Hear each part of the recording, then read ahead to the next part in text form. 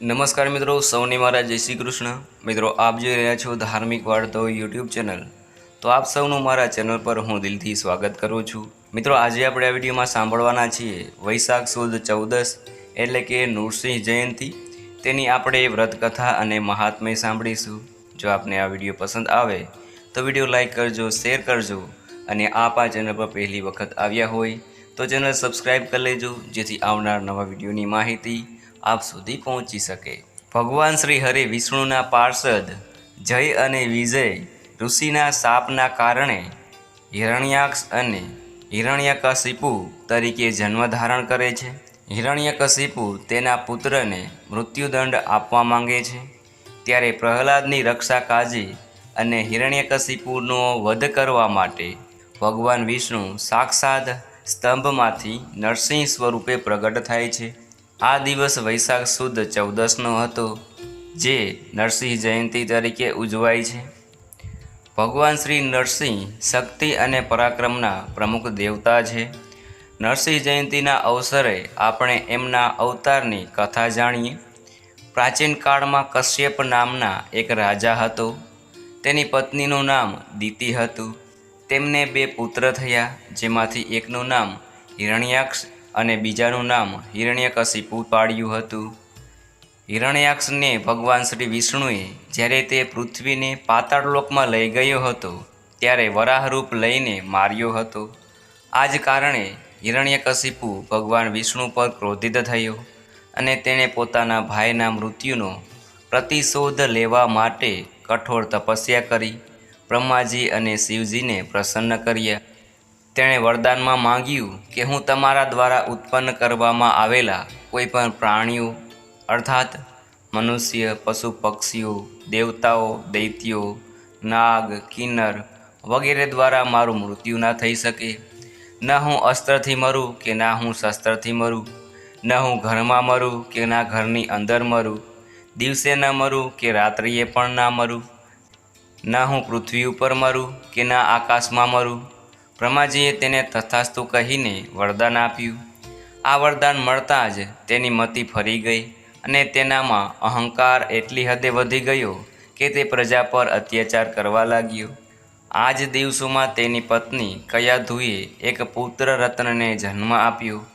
તેનું નામ પ્રહલાદ પાડવામાં આવ્યું। પ્રહલાદ ધીરે ધીરે મોટો થવા લાગ્યો। અચરજની વાત એ છે કે તેણે એક રાક્ષસના ઘરમાં જન્મ લીધો હોવા છતાં રાક્ષસ જેવો એક પણ ગુણ તેનામાં ન હતો। તે ભગવાનનો પરમ ભક્ત હતો અને તે પોતાના પિતાને પ્રજા પર અત્યાચાર ન કરવા સમજાવતો હતો તથા અત્યાચારનો વિરોધ પણ કરતો હતો। હિરણ્યકશિપુએ ભગવાનનું નામ લેવા પર પ્રતિબંધ લગાવી દીધો અને જે કોઈ ભગવાનનું નામ લેતું તેના પર તે અત્યાચાર ગુજારતો હતો, પરંતુ તેના જ ઘરમાં વિષ્ણુ ભક્ત હતો।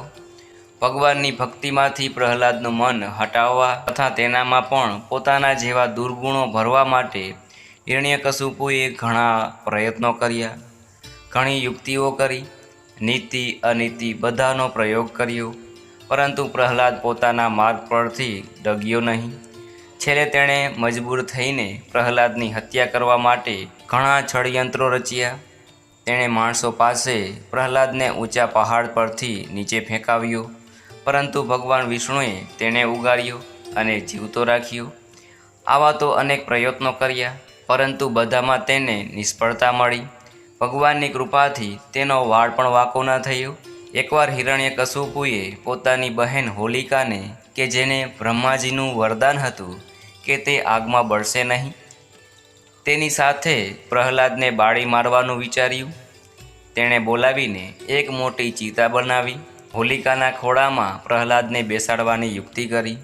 હોલિકા લાકડાની બનાવેલી મોટી ચિતા પર બેસી ગઈ અને પ્રહલાદને પોતાના ખોળામાં બેસાડ્યો। આ ચિતામાં આગ લગાડવામાં આવી। આ આગમાં હોલિકા બળીને રાખ થઈ ગઈ અને પ્રહલાદનો વાળ પણ વાંકો ન થયો। જ્યારે હિરણ્યકશિપુ ક્રોધે ભરાયો અને મ્યાનમાંથી તલવાર ખેંચીને પ્રહલાદને પૂછ્યું, દેખાડ તારો ભગવાન ક્યાં છે? ત્યારે પ્રહલાદે વિનમ્ર ભાવથી કહ્યું, પિતાશ્રી, ભગવાન તો સર્વત્ર છે। ત્યારે હિરણ્યકશિપુએ કહ્યું કે શું તારો ભગવાન આ થાંભલામાં પણ છે? પ્રહલાદે જવાબ આપ્યો, હા, આ થાંભલામાં પણ છે. આ સાંભળીને ક્રોધિત હિરણ્યકશિપુએ પોતાની તલવાર વડે થાંભલા પર પ્રહાર કર્યો. તે જ ક્ષણે સ્તંભમાંથી ભયંકર નાદ થયો, જાણે કે બ્રહ્માંડ ફાટી પડ્યું હોય.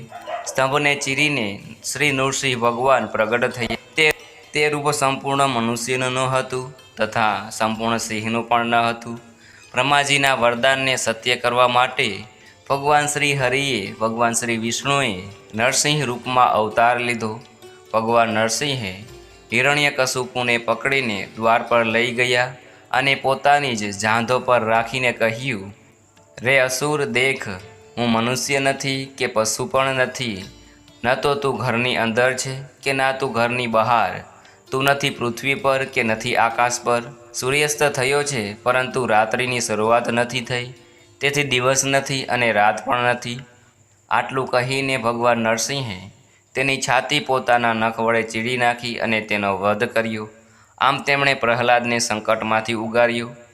પ્રહલાદની પ્રાર્થના પર ભગવાન નરસિંહે તેને મોક્ષ પ્રદાન કર્યું તથા પ્રહલાદની સેવા ભક્તિથી પ્રસન્ન થઈને વરદાન આપ્યું કે આજના દિવસે જે લોકો પણ મારું વ્રત કરશે એ લોકો પાપમાંથી મુક્ત થઈને મારા પરમધામને પ્રાપ્ત કરશે.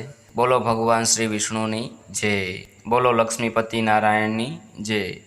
તો મિત્રો, આપણે સાંભળ્યું નરસિંહ અવતારની કથા. જો આપને આ વિડીયો પસંદ આવે તો વિડીયો લાઇક કરજો, શેર કરજો અને આપ આ ચેનલ પર પહેલી વખત આવ્યા હોય તો ચેનલ સબસ્ક્રાઈબ કરી લેજો, જેથી આવનાર નવા વિડીયોની માહિતી આપ સુધી પહોંચી શકે. મને સાંભળવા બદલ આપ સૌનો આભાર. સૌને મારા જય શ્રી કૃષ્ણ.